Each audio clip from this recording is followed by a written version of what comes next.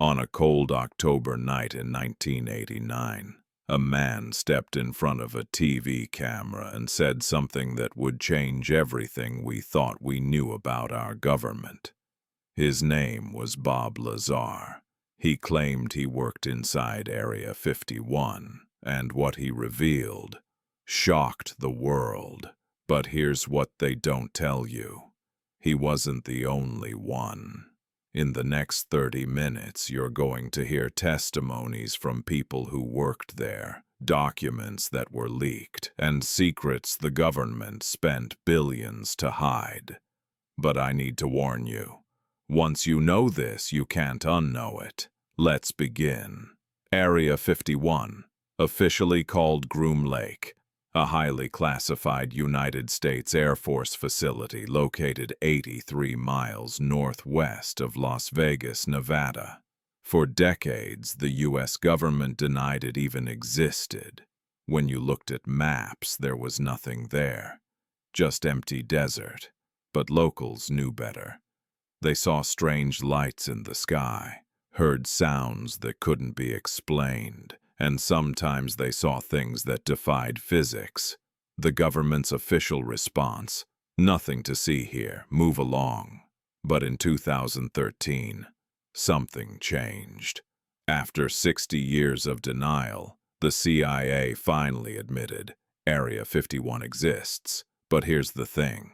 They only admitted what it was. They never told us what happens inside. Until now. Let me take you back to where this story really begins. The year is 1947. World War II has just ended. The Cold War is beginning. And in a small town in New Mexico called Roswell, something falls from the sky.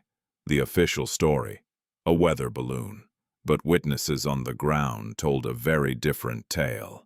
Mac Brazel, a local rancher, discovered debris scattered across his property. He described materials that were impossibly light, couldn't be burned, and would return to their original shape when crumpled. The military arrived within hours. They cordoned off the area, collected every piece of debris, and issued a press release that shocked the nation. Quote, "The Army Air Force is here today announced a flying disc has been found." End quote. But just 24 hours later, they changed their story. It wasn't a flying disc. It was just a weather balloon. Move along. Nothing to see here. Sound familiar? The witnesses were told to stay silent. Some reported being threatened. Documents were classified. And the debris. It disappeared. Some say it was taken to Wright-Patterson Air Force Base in Ohio. Others claim it went somewhere else, somewhere in the Nevada desert, somewhere that didn't officially exist. Area 51. Now let's talk about what Area 51 really is, or at least what the government admits it is. The facility was established in 1955 by the CIA. Its original purpose was to develop and test the U-2 spy plane, a high-altitude reconnaissance aircraft that could fly at 70,000 feet, far above Soviet radar. The location was chosen for a reason. The dry lakebed provided a natural runway. The surrounding mountains offered protection from prying eyes, and the restricted airspace meant no civilians could get close. Over the decades, Area 51 became the testing ground for America's most advanced aircraft, the SR-71 Blackbird, which could fly at Mach 3, the F-117 Nighthawk, the world's first stealth fighter, and dozens of other classified projects. But here's what makes Area 51 different from every other military base in America. The security is unlike anything you've ever seen. The perimeter is patrolled 24/7 by armed guards known as camo dudes. They don't wear standard military uniforms. They drive white pickup trucks with no license plates, and they're authorized to use deadly force. The restricted area surrounding Area 51 covers over 5,000 square miles. It's the largest restricted airspace in the United States. If you accidentally fly into it, you'll be intercepted by fighter jets within minutes. On the ground, motion sensors are buried in the desert. Cameras watch every approach road, and signs warn that photography is prohibited. Trespassing is a federal crime, and guards are authorized to use deadly force. What are they protecting? According to the government, just experimental aircraft. But if that's true, why is the security so extreme? Why are satellite images of the base deliberately obscured? And why has the government spent billions of dollars to expand the restricted zone over the years? The answer might lie in what happened in November 1989. That's when Bob Lazar came forward. November 1989. A scientist named Bob Lazar sat down with investigative reporter George Knapp at KLAS-TV in Las Vegas. What Lazar said in that interview would make him either the most important whistleblower in history or the most elaborate liar ever. Lazar claimed he was hired in December 1988 by EG&G, a defense contractor. But his real employer was the U.S. Navy. His assignment? To work at a facility called S4, located approximately 15 miles south of Area 51's main base near Papoose Lake. His job title was Senior Staff Physicist. His task? To reverse engineer the propulsion system of extraterrestrial spacecraft. Now, before you dismiss this as science fiction, let me tell you what made Lazar's story different from every other UFO conspiracy theory. First, he provided specific, verifiable details. He described the route he took to S4. He explained the security procedures. He named his supervisor, a man he called Dennis Mariani. He even described the interior layout of the facility with precise accuracy. Second, he demonstrated knowledge of advanced physics that was ahead of his time. He described gravity amplifiers, antimatter reactors, and element 115, which didn't officially exist in 1989. Third, he made predictions that came true. He told people when test flights would occur. On 3 separate occasions, Lazar took friends out to the desert to watch, and each time they witnessed glowing objects performing impossible maneuvers in the sky. Fourth, he had documentation, pay stubs, a W-2 form showing payments from the Department of Naval Intelligence, and a security badge with his photo. And fifth, the government's reaction was suspicious. Very suspicious. After Lazar went public, strange things started happening. His educational records vanished. MIT and CALTECH, the schools where Lazar claimed he earned degrees, had no record of him. His employment history disappeared. Even his birth certificate went missing. The government said he was lying, that he never worked at S4, that his credentials were fake, that he didn't exist. But here's the problem. Lazar's name appeared in the Los Alamos National Laboratory phone directory from 1982. A front-page newspaper article from that same year identified him as a physicist working at Los Alamos. Colleagues confirmed they knew him, and that W-2 form proved he received government payments. Someone was lying, and the evidence suggested it wasn't Bob Lazar. So what did Lazar claim to see inside S4? According to Lazar, S4 was built into the side of a mountain near Papoose Lake. The facility had 9 hangars, each carved into the mountainside. The hangar doors were camouflaged to blend with the natural rock face. From a distance, you wouldn't even know they were there.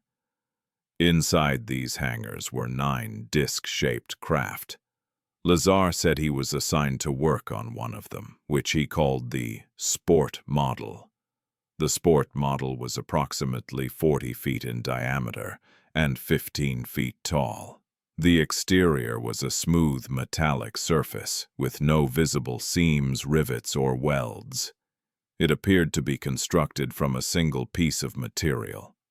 The craft had no conventional propulsion system, no jet engines, no rocket fuel. Instead, it was powered by something far more advanced, Element 115. Lazar described Element 115 in detail. He said it was a heavy, stable element that didn't exist naturally on Earth. The element was placed in a reactor where it was bombarded with protons. This process caused the element to decay and release antimatter. The antimatter was then used in a matter-antimatter reactor to generate enormous amounts of energy. This energy powered 3 gravity amplifiers located at the bottom of the craft. The gravity amplifiers created a distortion in space-time itself. The craft didn't fly through space in the conventional sense. Instead, it warped the space around it, effectively pulling its destination closer while pushing its origin farther away. This allowed the craft to travel vast distances without experiencing the effects of acceleration or inertia. No G-forces, no sonic booms, just smooth, instantaneous movement. Now, here's why this is significant. In 1989, when Lazar described Element 115, it didn't exist. It was purely theoretical. Scientists hadn't synthesized it. It wasn't on the periodic table, and the scientific community had no idea if it was even possible. Lazar was ridiculed, called a fraud, dismissed as a conspiracy theorist making up impossible claims. But then something remarkable happened. In August 2003, 14 years after Lazar's testimony, scientists at the Joint Institute for Nuclear Research in Dubna, Russia, successfully synthesized Element 115 by colliding americium atoms with calcium ions. The element existed, just as Lazar described. In December 2015, Element 115 was officially added to the periodic table. It was named Moscovium, symbol MEC. Now, did this prove Lazar was telling the truth? Not necessarily. The synthesized version of Element 115 was extremely unstable, existing for only fractions of a second before decaying. It didn't display the properties Lazar described. But here's the question. How did Bob Lazar know about Element 115 in 1989? How did he describe an element that scientists didn't discover for another 14 years? Lucky guess. Extraordinary intuition. Or did he really see it at S4? Let's examine the other evidence. Lazar also described how the craft operated. He said the gravity amplifiers could be focused in different configurations. When all 3 were pointed downward, the craft would hover. When 2 pointed down and 1 pointed forward, the craft would move in that direction. He explained that the craft could operate in 2 modes. In Omicron mode, the craft would tilt at approximately 30 degrees and move in a conventional manner, suitable for atmospheric flight. In Delta mode, all 3 amplifiers would focus on a distant point, creating a massive gravity distortion that would allow interstellar travel. Lazar's descriptions matched witness reports of UFO behavior: sudden accelerations, right-angle turns at high speed, silent operation, no visible propulsion system. But there's more. Lazar described the interior of the craft: small seats, sized for beings much shorter than humans, control panels with no buttons or switches. Instead, the craft was operated through direct interaction, possibly telepathic or through hand gestures. He said briefing documents at S4 referred to the beings who created these craft as extraterrestrial biological entities from the Zeta Reticuli star system. The documents indicated these beings had been visiting Earth for thousands of years and had influenced human development. Now, did Lazar provide proof of all this? No. He said he wasn't allowed to bring anything out of the facility. No photos, no documents, no physical evidence. All he had was his testimony and the knowledge that the government would do everything in its power to discredit him. Which is exactly what happened. But Bob Lazar wasn't the only one. Over the years, other whistleblowers came forward, each with their own piece of the puzzle.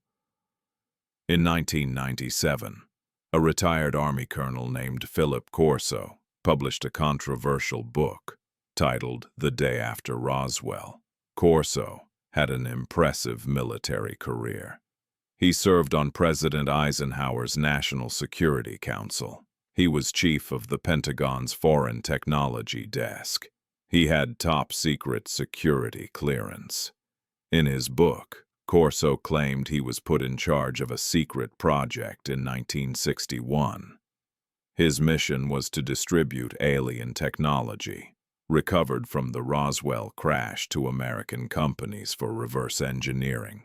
According to Corso, technologies like fiber optics, lasers, integrated circuits, night vision, and Kevlar all originated from alien craft.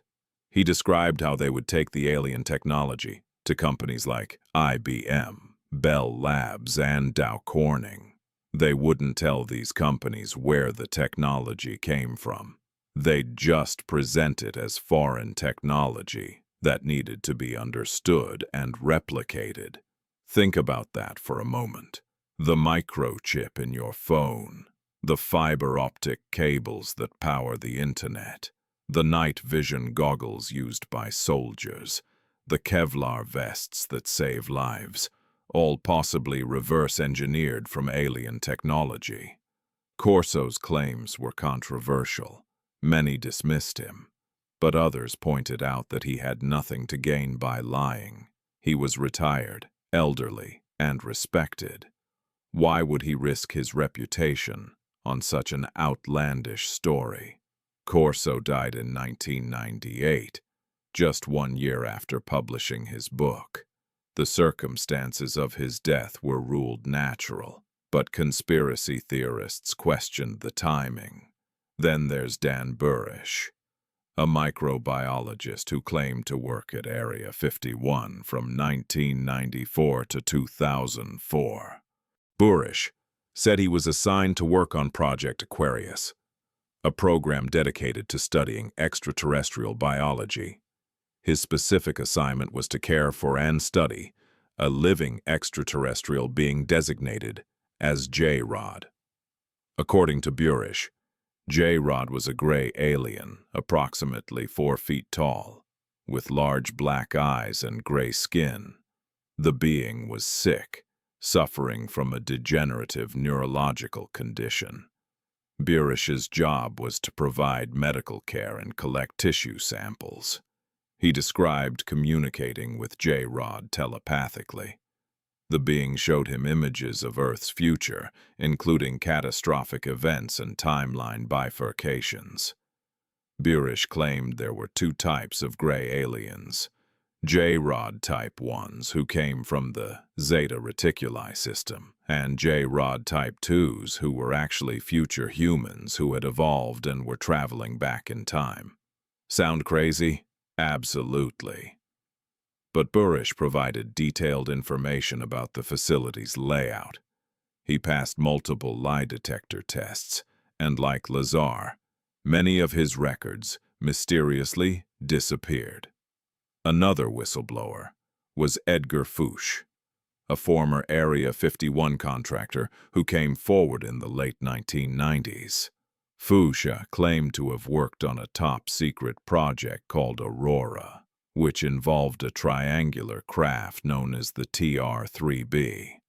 This wasn't an alien craft, but rather a human-made vehicle that used reverse-engineered alien technology. According to Fuchs, the TR-3B used a circular plasma-filled accelerator ring called the magnetic field disruptor. This system reduced the vehicle's mass by 89%, making it incredibly maneuverable. Interestingly, starting in the 1990s, there were hundreds of reports of large, silent, triangular craft flying over the United States and Europe.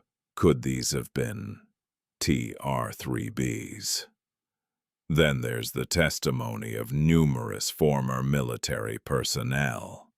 In 2001, Dr. Stephen Greer organized the Disclosure Project, a press conference at the National Press Club in Washington, D.C. More than 20 military intelligence and government witnesses testified about their experiences with UFOs and extraterrestrial technology. These weren't random people. They were credible witnesses with verifiable backgrounds: Air Force officers, FAA officials, intelligence operatives, all willing to testify under oath. They described encounters with craft, performing impossible maneuvers, objects tracked on radar, traveling at 10,000 miles per hour and making instant right-angle turns, craft that would hover silently, then disappear in the blink of an eye.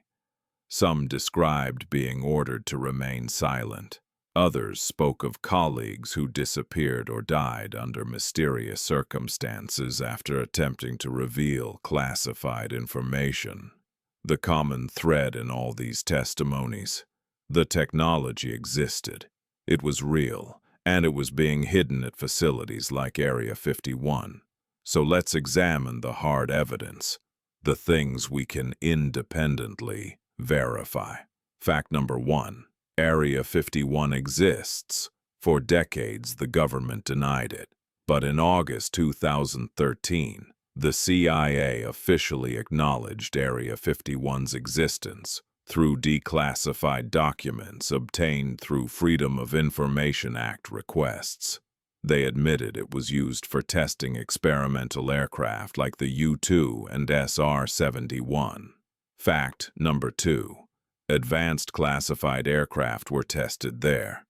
The U-2 spy plane, which first flew in 1955. The SR-71 Blackbird, capable of speeds exceeding Mach 3. The F-117 Nighthawk, the world's first operational stealth aircraft, and numerous other black projects that remain classified to this day. Many UFO sightings in the 1950s through 1980s were actually these classified aircraft. The government allowed the UFO mythology to flourish because it provided perfect cover for their secret programs. Fact number 3. The security surrounding Area 51 is extraordinary. It's surrounded by millions of acres of restricted airspace. Armed guards patrol the perimeter, motion sensors detect any approach, and signs explicitly warn that deadly force is authorized. This level of security goes far beyond what's needed for testing experimental aircraft.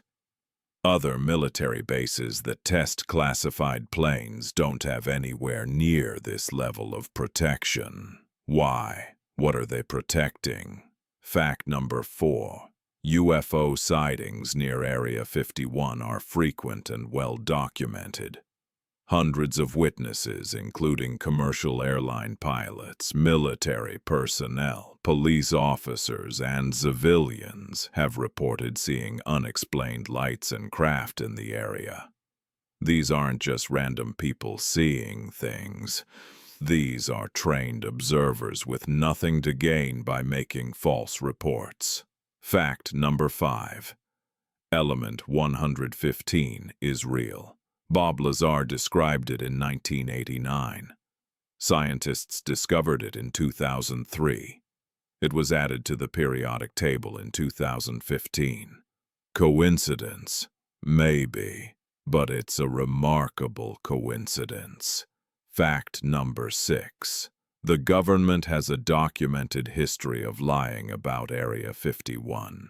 They denied its existence for 60 years. They lied. What else are they lying about? But here's what really changed everything. In April 2020, the Pentagon officially released 3 videos of unidentified aerial phenomena, or UAPs. These videos had been leaked years earlier, but this was the first time the Department of Defense officially acknowledged them as genuine. The videos, recorded by Navy pilots in 2004 and 2015, show objects performing maneuvers that defy known physics. In one video, an object accelerates from hovering to supersonic speeds in less than a second. No known aircraft can do this. The G-forces would tear any conventional craft apart. In another video, an object rotates against 120-mile-per-hour winds without any visible means of propulsion. No wings, no rotors, no exhaust. Navy pilots described objects that would drop from 80,000 feet to sea level in seconds. Technology that makes our most advanced fighter jets look primitive. Commander David Fravor, a highly decorated Navy pilot, described encountering a tic-tac-shaped object in 2004. He said it had no wings, no rotors, no visible exhaust plume. It moved unlike anything he'd ever seen, anticipating his movements and outmaneuvering his FA-18 Super Hornet with ease. Fravor is not a conspiracy theorist. He's a credible military officer with 18 years of flying experience. And he's not alone. Multiple pilots have come forward with similar accounts. In June 2021, the Office of the Director of National Intelligence released a report to Congress titled Preliminary Assessment: Unidentified Aerial Phenomena. The report examined 144 UAP incidents reported by military personnel between 2004 and 2021. Of those 144 incidents, only one could be explained. The other, 143, remained unexplained.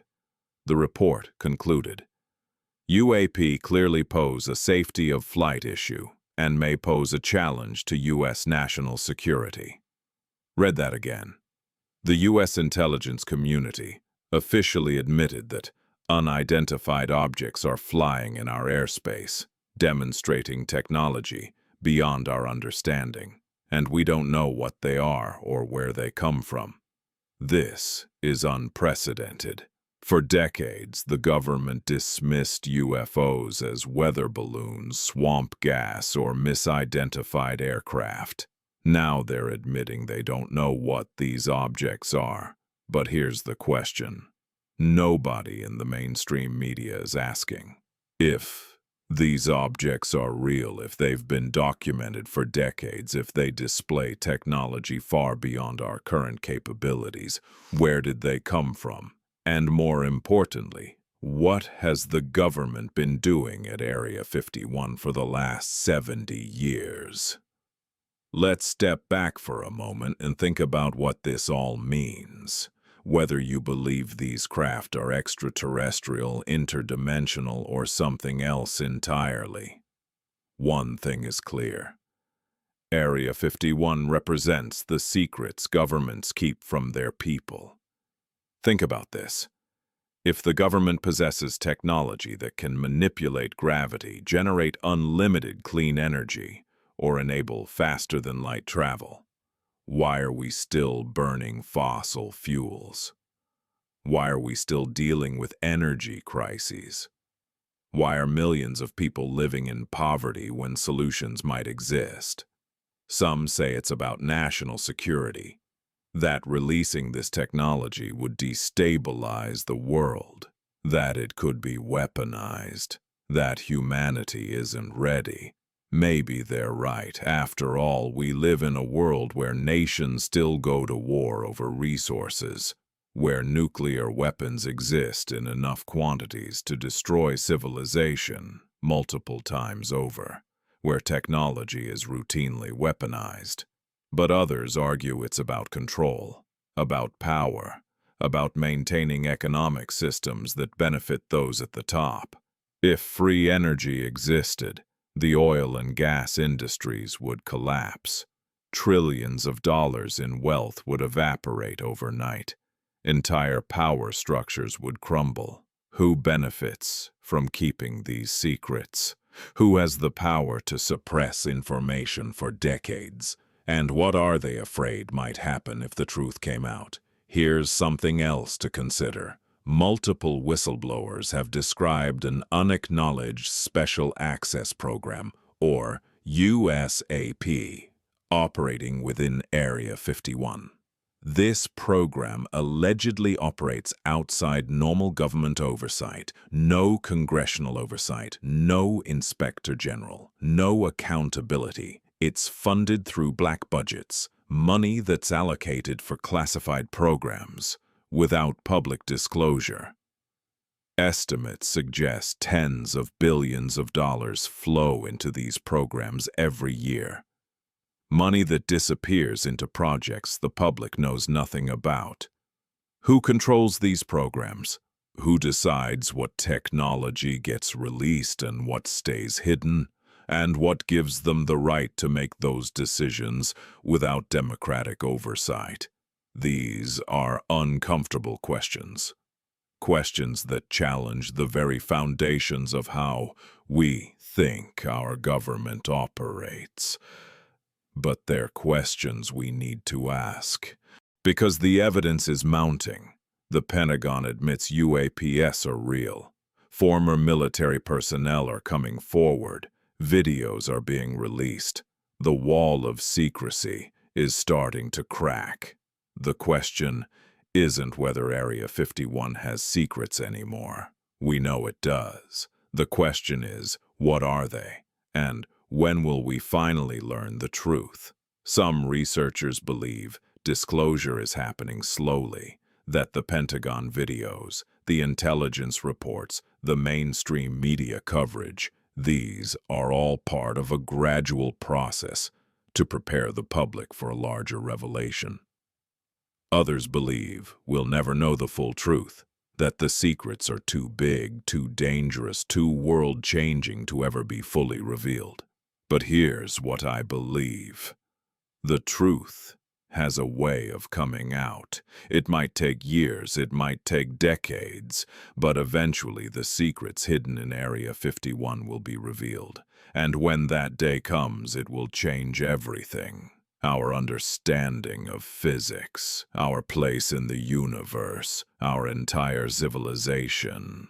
So what do you think? Are Bob Lazar, Philip Corso, Dan Burisch, and the other whistleblowers telling the truth? Is the government hiding alien technology at Area 51?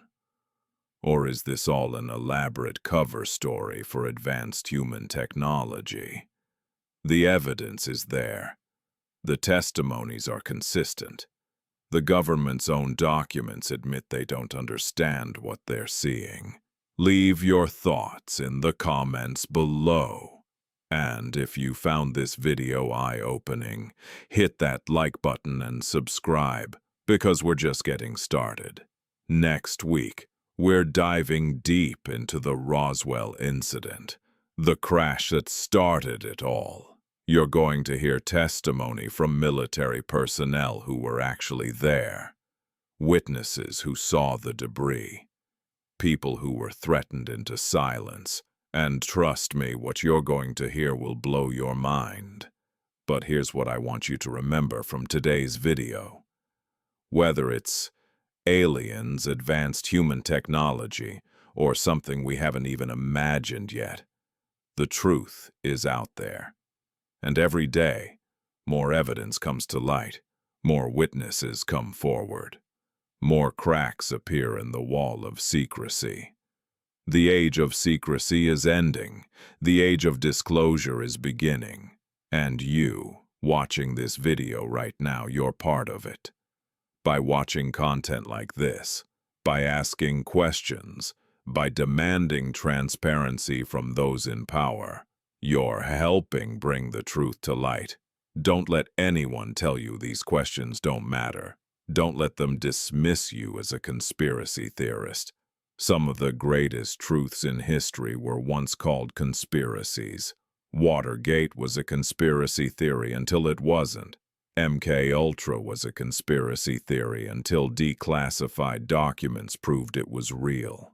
The NSA mass surveillance program was a conspiracy theory until Edward Snowden proved it was happening. History has shown us again and again that governments keep secrets, big secrets, secrets that when revealed change everything.